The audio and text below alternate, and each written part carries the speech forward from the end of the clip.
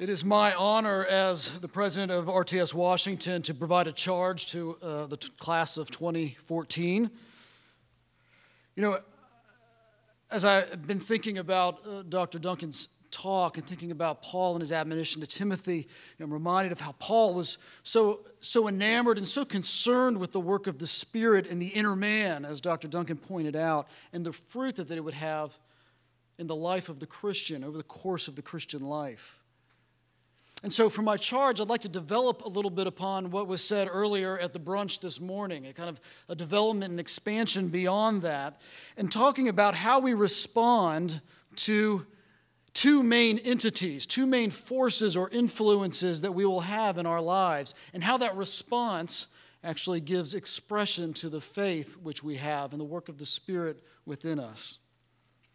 So I'd like to talk about how we respond to God in His character, in His work, and how we respond to the world. Now, I recognize that that's overly reductionistic and that God is sovereign, and so even the things that happen in this world happen to His glory and to the good of those who love Him, as Paul teaches us. And I know that the world is not necessarily just another entity out there, but as a matter of fact, we're part of it, and we interact in it, and those we love and care for are a part of the world. But I mean this to be two forces or influences that you will run into, that you'll experience in a daily level over the course of your ministry. And so I would provide a charge in how you respond to God and to the world. Respond to God's providence with surrender. Respond to God's redemption with repentance. Respond to God's holiness with reverence, and respond to God's glory with worship.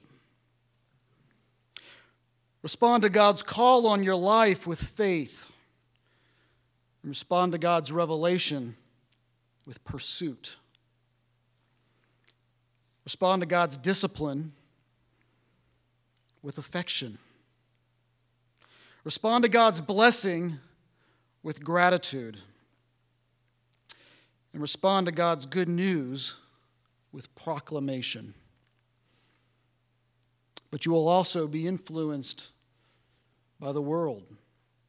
And the way that you respond to it gives expression to the way in which the Spirit is at work in your life. And so I would charge you in this life to respond to the world's trials with perseverance. Respond to the world's sorrows with an honest grief. Respond to the world's opposition with fortitude. But don't forget to respond to the world's beauty with celebration. And respond to the world's complexity with trust in your Lord. Respond, though, to the world's darkness with hope. And respond to the world's brokenness with compassion.